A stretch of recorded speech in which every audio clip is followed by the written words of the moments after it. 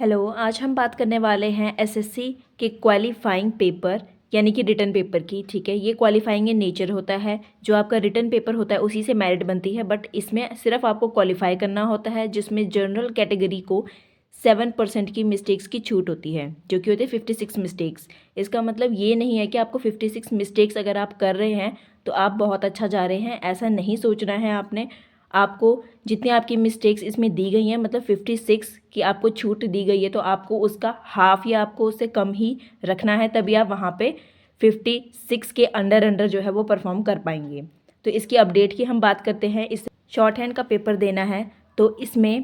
Punctuation की गलती जो है वो पहले नहीं गिनी जाती थी, अब जो है पंक्चुएशन की गलती को गिना जाता है, काउंट किया जाता है। तो हम सबसे पहले हाफ जो मिस्टेक्स हैं उनकी बात कर लेते हैं, जिसमें कि पंक्चुएशन जो है वो इंक्लूडेड हैं साथ में। अब देखिए, हाफ जो मिस्टेक है वो आपकी तब काउंट होती है, पहले तो जब फुल स्टॉप जो है वहाँ पे हम नहीं लगाते हैं तो फुल मिस्टेक जो है वो काउंट होता है, और पंक्चुएशन के बाद जो फर्स्ट लेटर है वो कैपिटल लिखा जाता है इंग्लिश में। तो वहाँ पे अगर आपने कैपिटल लेटर नहीं लिखा है तो वो भी आपकी हाफ मिस्टेक जो है वो काउंट की जाएगी। ठीक है, पंक्चुएशन अगर नहीं लगाया है तो वो भी हाफ कटेगा आपका, और कैपिटल लेटर अगर नहीं लिखा है आपने सेंटेंस के स्टार्टिंग में तो वो भी आपका जो है वो हाफ मिस्टेक काउंट होगा। अब कैसे लगाएं पंक्चुएशन, जैसे आपको होगा कि फुल स्टॉप हम कैसे लगाएं। स्पीकर जो है वो फुल स्टॉप नहीं बोलते हैं, अगर आप उनकी स्पीड के साथ अगर आप मैच कर रहे हैं तो आपको पता लग जाएगा वो कहाँ पे पॉज ले रहे हैं, तो जहाँ पे वो पॉज लेते हैं वहाँ पे आपकी पंक्चुएशन लगेगी, वहाँ पे फुल स्टॉप लगेगा। ठीक है, तो आपकी स्पीड इसके लिए जो है वो 100 वर्ड्स पर मिनट होनी चाहिए जब आप अपनी प्रैक्टिस करते हैं, ताकि आप वहाँ पे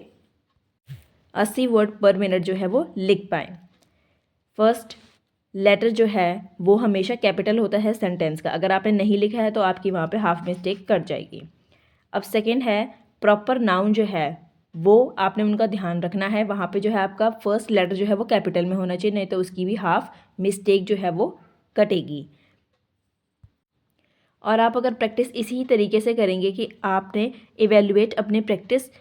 ऐसे ही करनी है, जो आप पैराग्राफ जो हैं अपने प्रैक्टिस करते हैं उनको इवेल्युएट करते हुए आपने इसी तरीके से अपनी जो है मिस्टेक्स उनको काउंट करना है, तो आपको आगे जाके जो है वो प्रॉब्लम नहीं आएगी जब आप प्रैक्टिकल देंगे शॉर्ट हैंड का। इसी तरीके से अपनी हाफ और फुल मिस्टेक्स को आपने काउंट करते रहना है।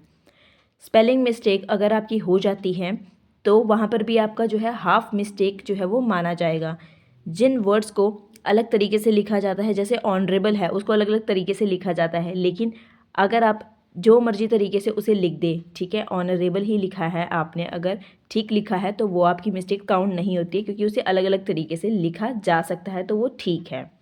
लेकिन मिस्टेक है अगर आपकी स्पेलिंग में तो हाफ मिस्टेक जो है वो कटेगी। अब हम बात कर लेते हैं फुल मिस्टेक्स की, कि फुल मिस्टेक कहाँ पे कटती है। तो सबसे पहले सेंटेंस अगर आपने पूरा ही गायब कर दिया है, जैसे मान लीजिए आई एम गोइंग, तो इस सेंटेंस में 3 वर्ड्स थे तो आपने तीनों ही गायब कर दिए, तो अब यहाँ पर आपके 3 मिस्टेक जो हैं वो काउंट की जाएगी। सेकेंड है गलत वर्ड अगर आपने लिख दिया है, जैसे गोइंग आपको बोला गया था लेकिन आपने वहाँ पे लिख दिया है गॉट, आपने गलत सुन लिया, आपने गॉट लिख दिया वहाँ पे, अब आपने गॉट लिखा है गलत वर्ड, और गोइंग वर्ड को भी आपने गायब कर दिया है, तो इसीलिए वहाँ पे 2 मिस्टेक्स काउंट होंगी, क्योंकि गॉट गलत है और गोइंग आपने वहाँ पे गायब कर दिया।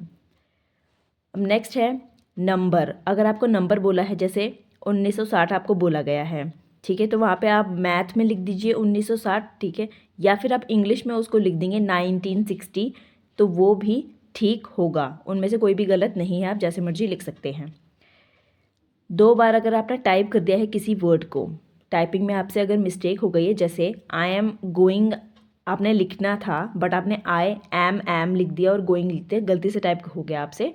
तो वहाँ पर आपकी जो है 1 मिस्टेक काउंट होगी, क्योंकि आपने एम जो है वो 2 बार टाइप कर दिया, तो एक आपका वो गलत माना जाएगा, एक मिस्टेक आपकी कटेगी वहाँ पे।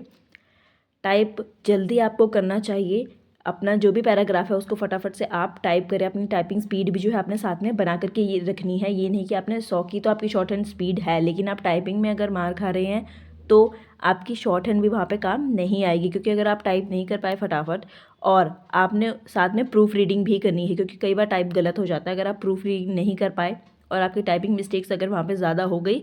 तो आपकी सारी जो है वो मेहनत वहाँ पर रह जाएगी। नेक्स्ट हम बात कर लेते हैं इनकम्प्लीट वर्ड की, अगर आपने कोई वर्ड है जो वो इनकम्प्लीट ही छोड़ दिया है, जैसे आपको कंप्लीट लिखने के लिए दिया गया है लेकिन आपने सिर्फ COM लिख दिया, उसे पूरा नहीं लिखा है, आपको याद नहीं आ रहा है या आपसे टाइप ही नहीं हुआ वहाँ पे, ठीक है, तो इनकम्प्लीट है, तो वो आपका 1 मिस्टेक जो है वो कहाँ पे काउंट होगा। अब एब्रीवेशन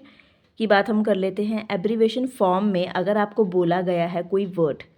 और आपने उसको जो है फुल फॉर्म में लिख दिया है, या फिर आपको फुल फॉर्म बोली गई थी और आपने उसे एब्रीवेशन फॉर्म में लिख दिया है, ठीक है, तो वहाँ पे भी वो आपकी 1 मिस्टेक जो है वो काउंट करी जाएगी। आपको जैसे बोला गया है वैसे लिखना है। अगर शॉर्ट फॉर्म में बोला गया है एब्रीवेटेड फॉर्म में तो वैसे बोला गया तो वैसे लिखे, अगर पूरी फॉर्म में बोला गया तो पूरा ही आपको एज इट इज़ लिखना है, नहीं तो 1 मिस्टेक काउंट होगा।